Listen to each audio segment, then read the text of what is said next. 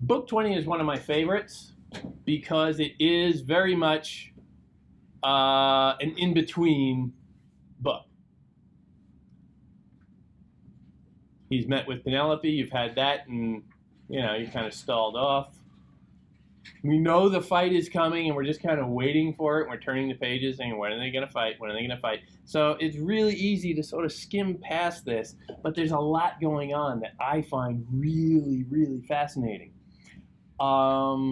These questions of virility come back. These questions of, quite frankly, class and slavery and aristocracy come back. All of these concepts start really jostling up against one another in ways that are sometimes easy to miss, and sometimes when you look at it, oh my God, they're right there. Case in point, just in the opening lines of Book 20,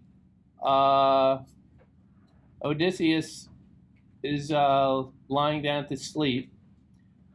Then the girls who had been sleeping with suitors slipped outside, giggling and happy to be out together. His heart was roused in rage. The sound of young girls, slaves, happy, makes him angry. That's, again, disturbing. Now, well, they're happy because they are being a little bit rebellious. They are not supposed to be, I guess. I guess it's the rule of the house that they are not supposed to have sex with the suitors. But here they are, sneaking off, like, they're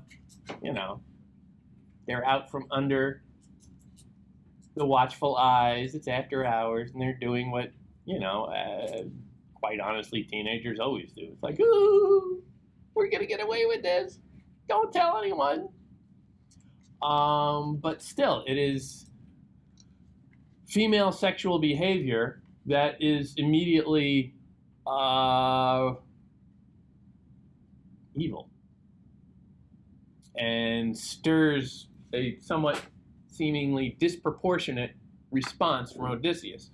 Like, why are you so relentlessly upset? And upset specifically at them here, not necessarily the suitors. The suitors are all going to die anyway. But at this little moment, he doesn't mention the suitors so much. He doesn't say, why are they raping my staff? He says, well, they were going out together. His heart was roused to rage, specifically about them going out to, or the girls going out to them. Yeah. Maybe. The thing with Homer in general is you don't get a lot of the connective tissue. You don't get a lot of the explanations. You don't get a lot of language that tells you how to feel about certain things. It's a poetry of images and themes clashing against one another. And you're kind of jerked every way from Sunday, but never really told how to feel about any of it. Never told exactly how to react to any of it. It's just, well, that's bizarre, and you have to make sense of it on your own. To a degree, that is an example of the Greek predilection for moderation, because it is the constant clash of one thing and the other that makes you somewhat immune to the shocks of it. It is a sign of, I would argue, the brutality of that world, where stuff happens very suddenly, very violently, and you have to make sense of it. But it's also, I would argue, a constant reminder that you need to push back from identifying too strongly with anything. There are no comfortable answers that you can rest in and snuggle in and say, well, okay.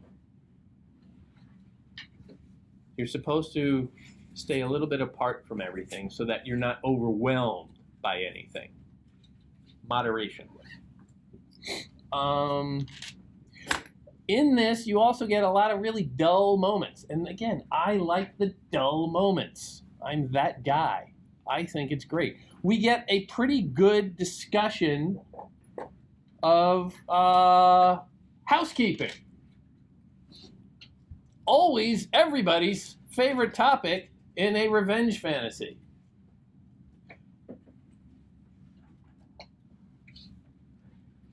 You get an awful lot of where'd it go? You get an awful lot of the slaves going about and doing their work. On my page 552, which is line like 107 or something, Odysseus was happy. Then a woman, a wheat grinder inside the house nearby, spoke words of omen. 12 slaves worked the mill to grind the wheat and barley for the king. The rest had finished and gone to sleep. The weakest one was still at work. It's a nice little portrait. Why? What's the effect, or what's the reason of this?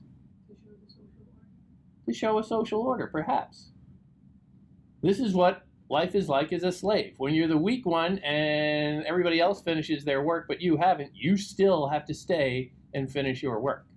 This is life as a slave. I didn't sign up for this. Where's the blood? I came to watch some ass kicking. Why am I being told about housework? Housework is boring. I want the fight. Curious that this just gets sort of knocked in there. Again, no explanation, no qualification, no hint as how we're supposed to react to this information. Now, significantly, this slave then says this little prayer as a slave. She doesn't really mention Odysseus that much. Zeus, king of gods and humans, you made thunder boom from the cloudless sky, a sign for someone. Fulfill a poor slave's prayer that this will be the last day that the suitors dine in style. Here in the old king's house, my knees are sore from this exhausting work and grinding grain for them.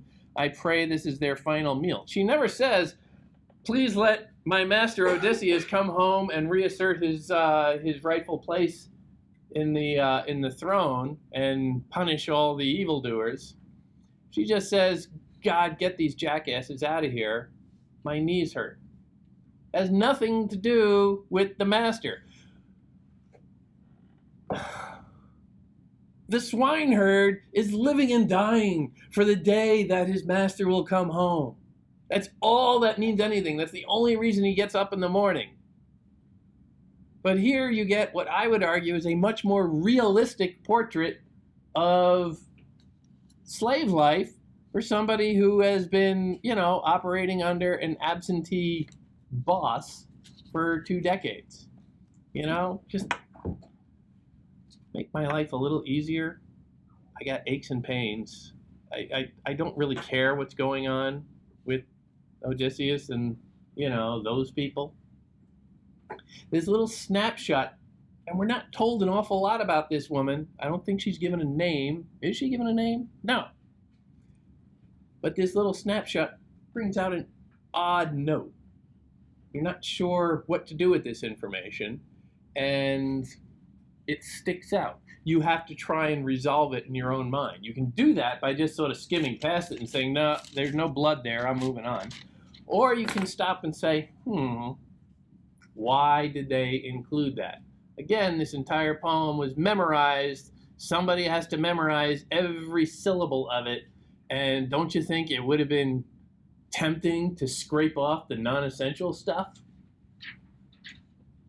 Instead of memorizing 12,000 lines, I can memorize 11,995 lines. I'll take that. Just make my life a little easier like this old woman.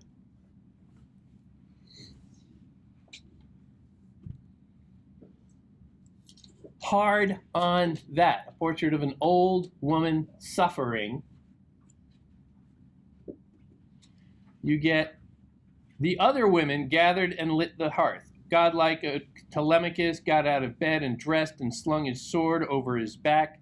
He tied his sandals on his well-oiled feet and took in his sharp and sturdy bronze-tipped spear. Anytime you see spear, the Freudians in the world go just goggle-eyed over saying, "Ooh, it's a spear! How phallic!" But I think significantly here, well, for one thing, he is getting up without Eurycleia. She tucked him in at night, but maybe he's learning to be a big boy now. Standing across the threshold, he called out to Eurycleia, "Nanny!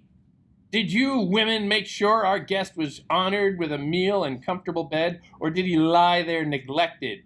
This is typical of Mother. She may be clever, but she acts on whims." What a jerk!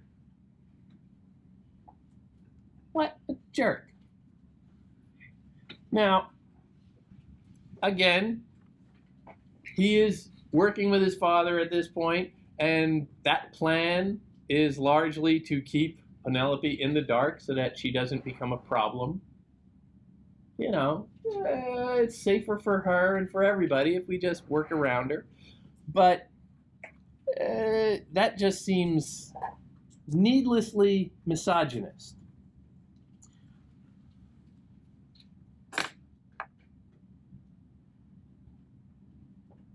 Then noble Eurycleia, child of Ops, called to the slaves, "Now hurry! You girls, sweep the floors and sprinkle them. Spread purple cloths across the chairs. You others, sponge the tables and wash the double-handed cups and bowls." Again, more housework. Curious. In a heroic tale. Housework! They're washing dishes. I do that. There's nothing heroic about it. Why? What is the effect of that? You show that the housework is not for heroes. Housework is not for heroes. And not for nobles. Not for nobles. It's for the state. Yeah. It's interesting that the color is purple, being that that's also like a royal color too. Like one that nobles would wear, and they're the ones that are setting it all up. Yeah. They're not wearing it. They're setting up the purple for the aristocrats.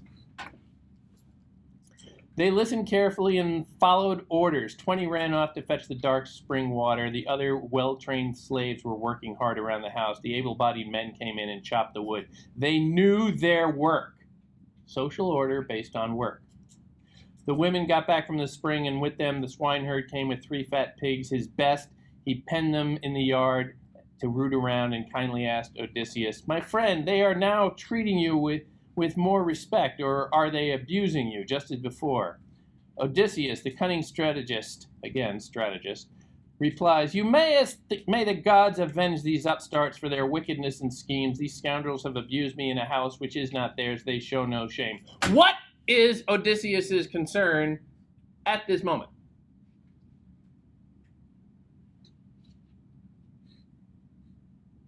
What's he talking about? What's his response about? Same thing it's always been about. Vengeance. Killing. Now, that's what the question sort of prompted.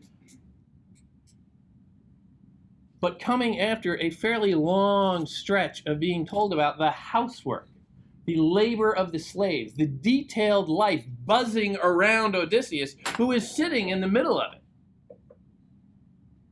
And he's oblivious. He doesn't take note of anything going on in their life. Oh, you're working? Can you keep it down? I'm trying to think here. Plotting revenge. You want some peace and quiet. We went with the cleaning and the dishes. Come on, the clatter. He is completely broken off from the home, the house. Another word. Sorry. Oikos. The home. The household. He has no connection to it. All of this activity is going on around the house, and he's just oblivious because he is consumed with rage, with eris. You could say hubris.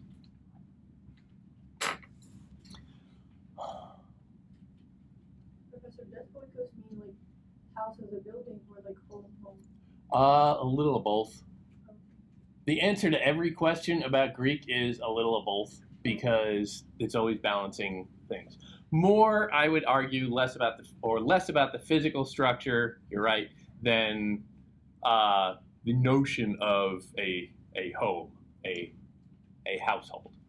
You know, I'm not sure you would say, yeah, I need to go out and put a new roof on my oikos.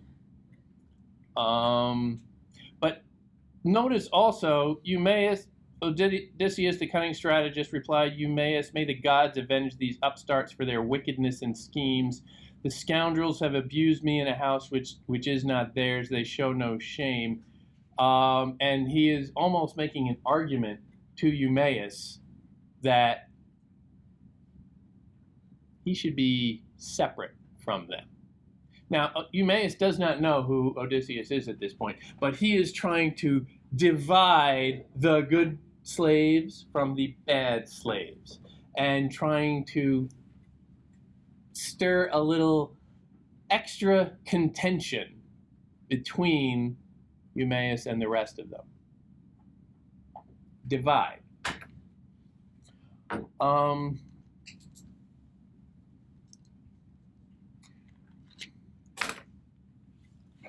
The plot develops. They come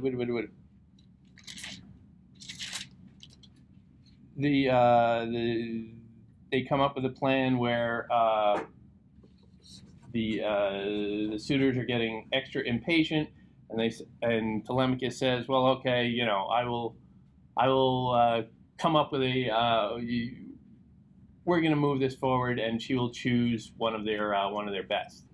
And this leads back to, at the end of 19, Penelope herself came up with this plan where they should have a contest where the suitors would all vie for her hand by laying out a series of axe heads and then shooting a bow or shooting an arrow with a bow through all the axe heads. The axe heads all have holes in the handles or whatever, or holes for the handles to fit into, and you can see, you know, the man who can thread that needle and hit that spot is the manliest man there is. And I'm going to leave that where it lies, but you can interpret that however you want. Again, Freudianism. So they come up with this plan. They're going to develop on that.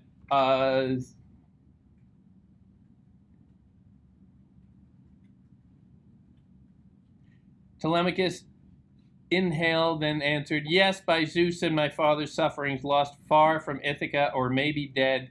And he's sort of, you know, feeding them this line. "I will cause no delay. I will tell her to pick a husband, and I will provide a lavish dowry. But I am reluctant to force her if she does not want to go. May God make this happen." So he spoke. And then watch what Athena does. Athena, the goddess of wisdom and reason, is always churning up trouble herself. Troublesome women! Athena turned the suitors' minds. They laughed unstoppably. They cackled. They lost control of their faces. Plates of meat began to drip with blood. Their eyes were full of tears, and they began to wail in grief.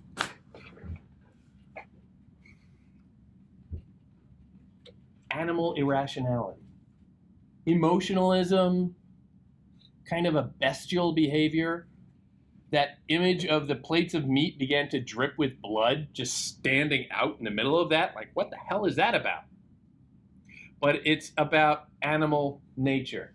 And she is stirring it up in them so that they will piss off Odysseus even more, and he will exact even more revenge. And she's sort of feeding this on both ends. Which, you know, you can raise some questions about.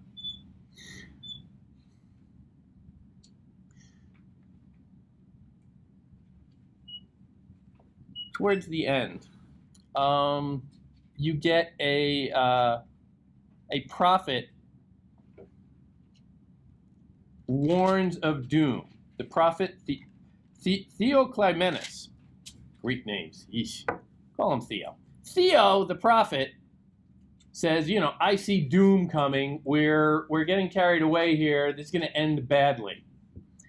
At these words, they all laughed. Eurymachus spoke up. This new arrival has lost his mind. Quick, fellows, throw him out. Make him go to the marketplace. He thinks it is like night in here. The prophet answered, Eurymachus, I will not ask for guides. I have good eyes and ears and feet. My mind is working perfectly. Mind! And I am leaving. I sense some evil coming for all of you who sit here in Odysseus's house, tormenting and oppressing other people. Not one of you will get away. Tormenting and oppressing other people. It's another sign of dissension, a sign of failing to recognize social interconnectedness. Now, here this translation is playing a little fast and loose. The word that they're coming up on is, let me see if I can get this, menesterun, which is, honestly, suitors. She doesn't use that here. Most other translations will. She just says tormenting and oppressing other people who sit here in Odysseus' house, tormenting and oppressing other people. She's not really singling out the one bad actor, but leaving it a little bit more neutral so that you can start to say, well, in a way, isn't Odysseus tormenting and oppressing other people? He's certainly oppressing the slaves. That's kind of what it means to be a slave owner. As he's sitting there waiting to kill,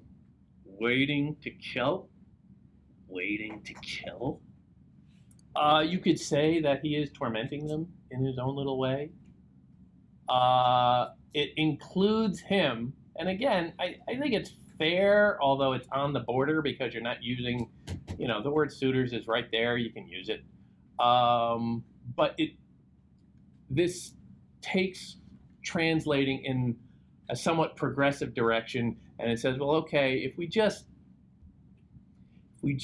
shift this a little bit, it suddenly becomes more significant, because for the most part, this translation, while again, I think it's one of the best in a generation, if not the best in a generation, I think it's raising a lot of questions about Odysseus's role and his position of power in relation to everyone around him, It looks more like the suitors were tormenting actually Odysseus, like they were laughing Yeah, at him. no, they absolutely were. And Odysseus again, like in the stories that he was telling to the king and the other kingdoms, he again looks like a victim. Yeah. And if he will take revenge, it doesn't look like he was like that bad. It looks like he was just like his killing is justified. Yeah, but But it's his story. what do you mean his story? He's telling the story. Like, Well, he was telling the story to the Phaeacians. Now this isn't him telling the story anymore. He's once again a character in the story. What I would say is, yeah, you can see that, and you can say they have it coming. That's absolutely valid. Everybody who gets it in the end, in one way or the other, perhaps deserved it, even asked for it. But it is, I believe, more Greek to say that, well, it's not always clear. The Greek way of looking things is not to say it is one thing or the other. It's to say it's one thing and the other. Because you can't really rest too comfortably in any belief. You can't really buy into anything so wholeheartedly that you give up your capacity for reason. Because the minute you accept that something is this is true, this is simple, this is what it means. Once you do that, you lose that ability to reason, to think critically, to be fully alive in a human sense. Because humanity is about vulnerability here. Remember, he left the island knowing that that would make him vulnerable to death because he wanted to be human. He's always coming up against that. but he can. But the drive is always pushing him to choose, I would argue, a kind of insecurity that his instinct and his desire might push him towards wanting things to be stable, but you can't have that and be fully human. Remember again the prophecy that, or the dream that Penelope had. He wanted it to mean one thing. Settle the meaning. It means one thing, that's it, that's it. But meaning often is flexible and open to interpretation. And also, in the beginning, we were saying, like from the text, that gods cause everything, and here we can see that Athena actually caused everything. Like she was striking. Athena is stirring things up. She just wanted to make them like head by head. Yeah. Remember, she's a goddess. If she wants Odysseus back on the throne, it's pretty easy. She can just put him on the throne. She's a goddess. She can kill all the suitors she wants. But she's going through this somewhat elaborate ruse to make things happen somewhat independently of her. Maybe? Who knows? You can't have faith that the gods are looking out for you. You can't have faith that the gods are even paying attention. You're just always looking around trying to make sense of the universe. That's what it means to be human. If that makes sense.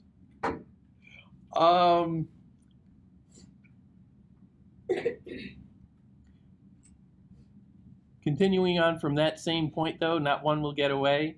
With that, he left the palace and went down to meet Piraeus and was welcomed there. The suitors, with glances at each other, tried to tease Telemachus by laughing at his guests. And again, notice the class contempt at the end of this little book.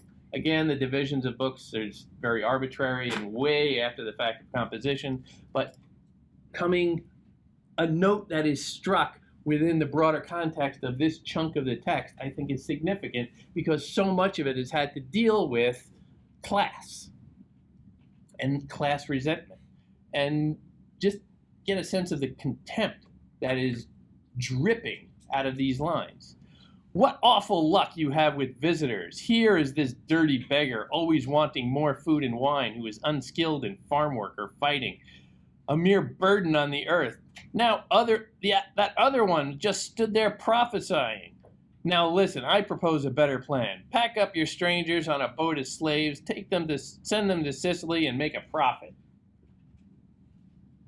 His suggestion is to just dehumanize them even further. That's an odd note to insert in there. And look how it ends. Telemachus ignored the suitor's words and watched his father carefully, still waiting for when they should attack the shameless suitors. The beautiful Penelope had wisely set up her chair to face them, but she listened to what each man was saying. They had killed numerous animals and made their banquet with laughter, but no dinner time could be less welcome than the one the mighty man and goddess would soon bring them in revenge, because they started it and wronged him first. Think about that line. Revenge because they started it. This is what they would call retributive justice, an eye for an eye. You hurt me, I hurt you back. Eye for an eye, tooth for a tooth. That one? Yeah. The Babylon one? Yeah, it's not a particularly unique concept. But what is the problem with taking an eye for an eye? Someone will take your eye. Yeah. Hey, you took my eye. You got two. I'm going to take your second one. And then you know what? I won't be surprised when I wake up totally blind the next morning because you're going to take my second one too. And then you're going to go after something more personal than my eyes. And that will just go on and on and on. And eventually, when one of us dies, we're going to go after the one's brother. And it's just going to go. Cycles of violence. Because where does it end? Somebody always owes something else. These wars go back often to the very, very beginnings. And who started what? I don't know. I just know that in the last move that got played, you hurt my team. So we have to hurt yours. Cycles of violence, gang wars, tribal warfare. This is what it is. Interesting note. And again, not to go Marxist on you, tribal warfare after a note of class conflict.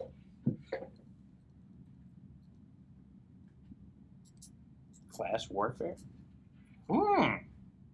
All of these slaves are being worked, not recognized for the work that they do, taken advantage of. You could say that that is them losing an eye. What do they have the right to take in retribution? Maybe. A whole lot of eyes, perhaps. Again, there is absolutely no direct addressing of this. Homer doesn't come right out and say, well, here's the thing about retributive justice. Or, slaves should just shut up. He never says any of this. We're just dealing with these events and themes nudging up against one another, and we are meant to try and ferret out what the hell it all means, because none of it makes sense.